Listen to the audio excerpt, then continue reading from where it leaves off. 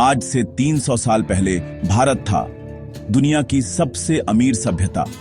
लेकिन फिर एक दिन कुछ लोग जहाज से उतरे और एक एक करके पूरी सभ्यता को तोड़ दिया।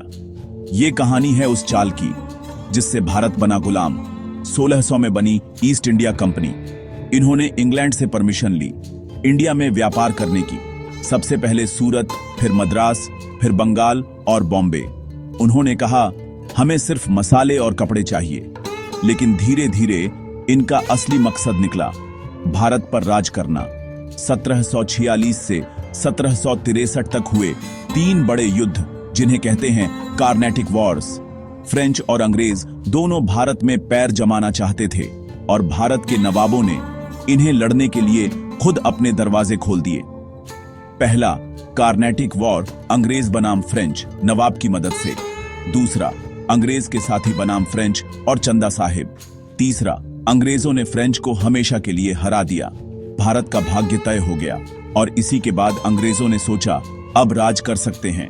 सन 1757 जगह प्लासी, बंगाल के नवाब सिराजुद्दौला ने अंग्रेजों से टकराव लिया, लेकिन उसे धोखा दिया गया मीर जाफर ने, और बस एक ही दिन में अंग्रेजों ने जीत लिया पूरा बंगाल। प्लासी की लड़ाई कोई असली जंग नहीं थी, ये एक साजिश थी। कंपनी ने अब केवल व्यापारी नहीं, शासक बनना शुरू कर दिया। अब शुरू हुई असली गुलामी। अब अंग्रेजों ने खेला सबसे खतरनाक कार्ड, हिंदू मुस्लिम जाति पाति, राजा रजवाड़ों में फूट। एक तरफ से देते थे इनाम, दूसरी तरफ से करवाते थे युद्ध, और फिर हर लड़ाई के बाद अंग्रेज बैठ जाते थे राजगद्दी पर। 1857 में उठा पहला तूफान, सिपाही विद्रोह। मंगल पांडे, रानी लक्ष्मीबाई, नाना साहेब, हर कोई लड़ा, लेकिन गद्दारी फिर से भारी पड़ी।